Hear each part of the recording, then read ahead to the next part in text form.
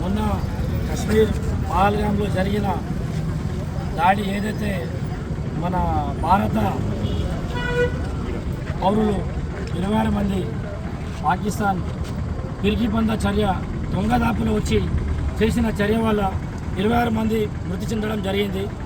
వాళ్లకు నిరసనగా ఈరోజు క్యాండిల్ మార్చ్ ప్రోగ్రాం చేయడం జరిగింది. అలాగే మన భారత ప్రభుత్వం కానీ భారత ఆర్మీ కానీ వాళ్లకు ప్రతికార చర్యగా 1కి 10% ఏమేమి తీసుకుంటామని ఈరోజు మేము ఆశాభావం వ్యక్తం చేస్తున్నాం. అలాగే మన దేశంలో హిందూ ముస్లిం అన్నదమ్ములుగా ఉంటున్న మా మధ్య చిచ్చు పెట్టాలని వాళ్ళు ప్రయత్నం చేస్తున్నారు. కానీ మీ పప్పులు ఎప్పటికీ ఉడకవు. మీరు అట్లా ఎంత చేసినా మీరు వృధా.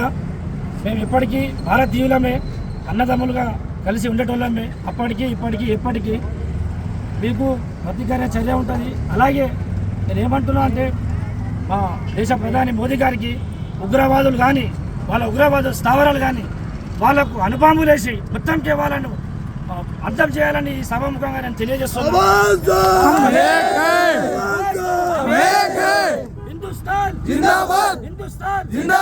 పాకిస్తాన్ ఉగ్రవాదుల స్థావరాలను అంతం చేయాలి.